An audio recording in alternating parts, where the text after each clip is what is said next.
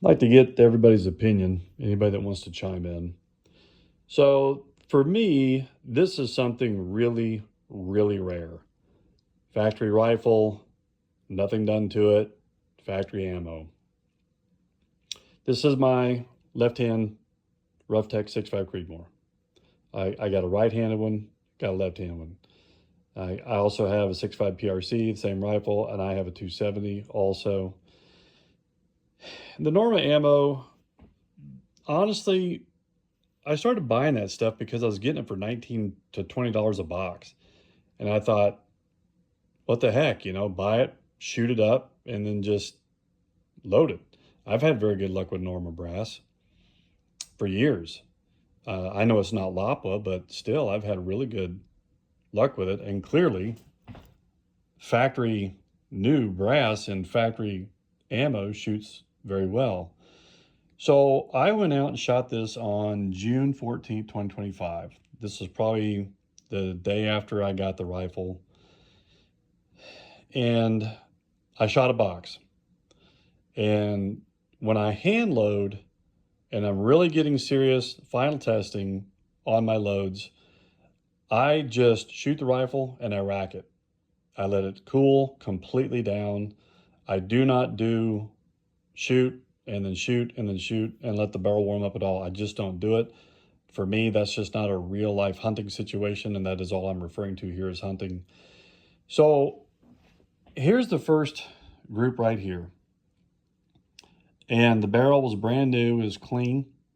And you can see shot number one is over here. Now I'm aiming at the green dots. I just get a Sharpie marker and make little dots about the size of a bullet hole. Aim small, miss small, they say, at 100 yards. And that's been one of the better ways for me to do it. And if you notice on the group here and the group here, the first shot is away from the rest. Now, on this particular situation, I did not let the barrel cool. These are not hand loads. I was just going to go up and burn up some factory ammo like I do a lot of times and just shoot and wait about 30 seconds to a minute, shoot again, and so on. So interestingly enough, on group 1 of 5, group 2, 5 shots, and then over here, in every single case, the first shot was slightly away from the rest of the group until I got to the last one. And then I got the cluster there. So obviously I logged the lot number. I've got 100 pieces of this brass. Well, it's ammo still, actually, except for the first.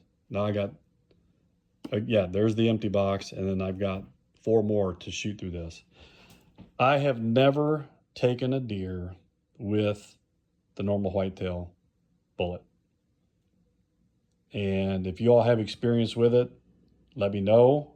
I don't care what cartridge, just the ammo itself. I've got it in 270 Winchester, 6.5 PRC, 7 Rim Mag.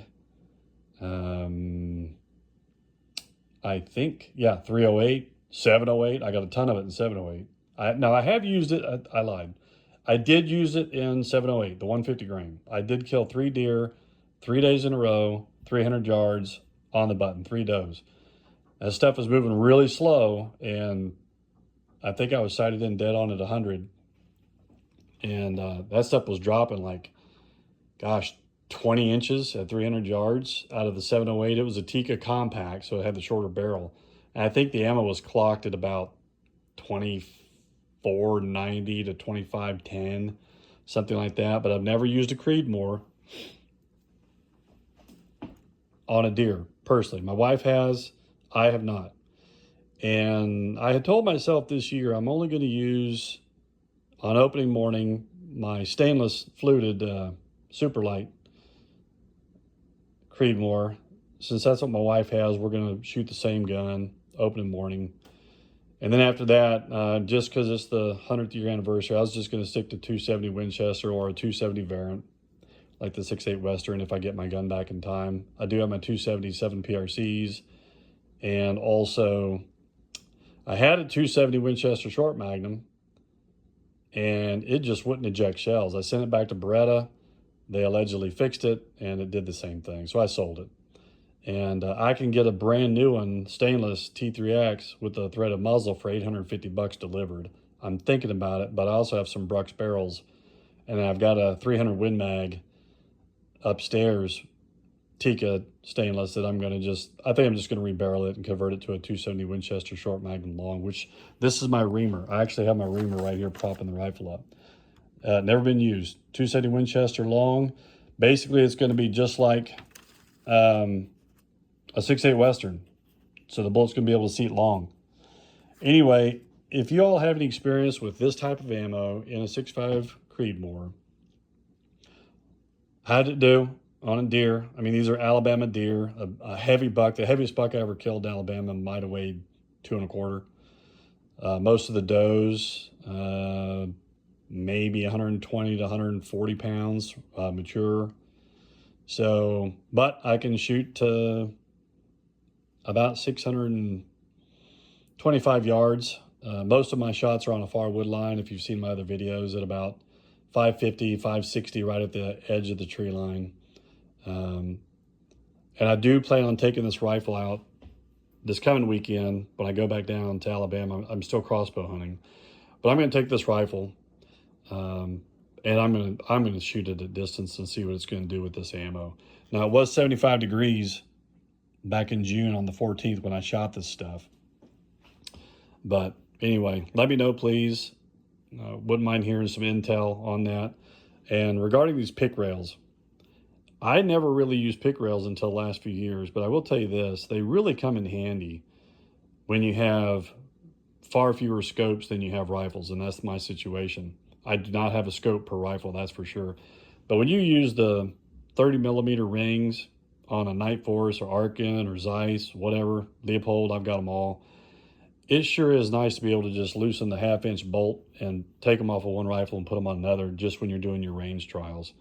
That has been very beneficial, so I'm not having to put out the money on a new scope for every rifle. But anyway, I thought these factory ammo, factory rifle groups were pretty impressive. There's, as you know, there's people that struggle to get hand loads to do this. Now, granted, of course, again, the benefit of hand loading is you get your speed, but I don't remember how much this is going as far as speed goes. I can look it up in my book. It's not fast, but I mean, these are soft bullets and they should expand nicely, especially if you hit like a flat shoulder bone. But please let me know. Thanks.